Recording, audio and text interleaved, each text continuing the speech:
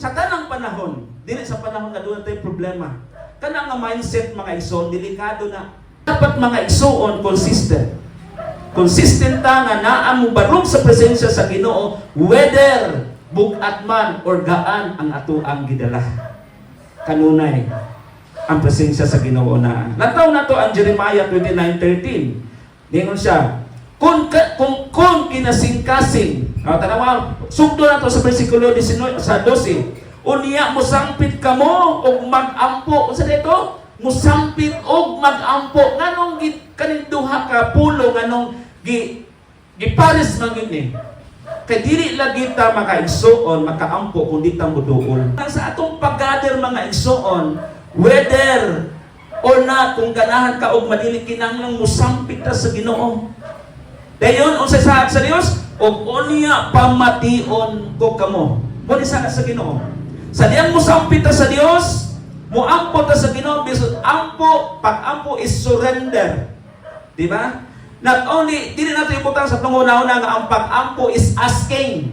No. General na siya nga term. Pag-ampo ganin meaning you have to surrender to God. Muna gisabi, muna ingon diri nga duha ka pulong musampit kamo o muampo.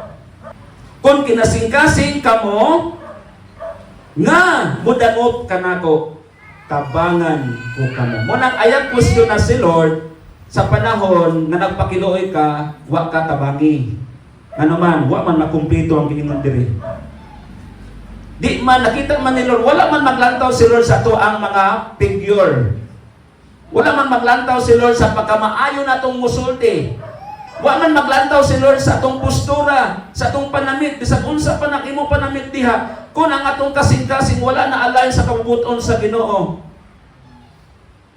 Isuon dili na mo matter kung unsa ka kasikat mo play sa mga instruments. Pero dili na po na i-diagnose na sa Ginoo ang atong kasing-kasing. Ningon si Lord, oo, kung kinasing-kasing kamo nga mudangup kanako, tabangan ko kamo. Dili lang basta-basta di ay musampit sa Ginoo, dapat with heart. Surrendering. Muna nga, ang pinaka-i-circumcise mga igsoon, sa panahon ni Moses, ang i-circumcise niya ang physical appearance. Pero pag abot ni Jesus in the New Testament, ang i-circumcise na ang ato ang heart. Kaya nga naman, ang atong heart deceitful. No? Limbungan. Usahay maka-decide ni is because of this. Mamatay dyan ko, dili ko kakita niya. Mamatay dyan ko. Lumana. Sino matay? Di ka mahadlok mamatay nga wala kay presensya sa Ginoo. Hello? Di ba? Oh, ningon si Lord, nga umadangop ka na ko, tabangan ko kamo. Oo, tabangan ko kamo, og ibalik ko ang inyong kahintang. Maayong kahintang. Take note, maayong kahintang. Di lang kahintang, ha?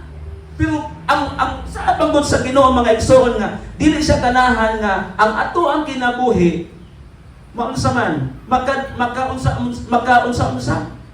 magmiserable. Dili na mo'y planos kinabuhi. Dili na mo'y planos sa Dios sa ato kinabuhi.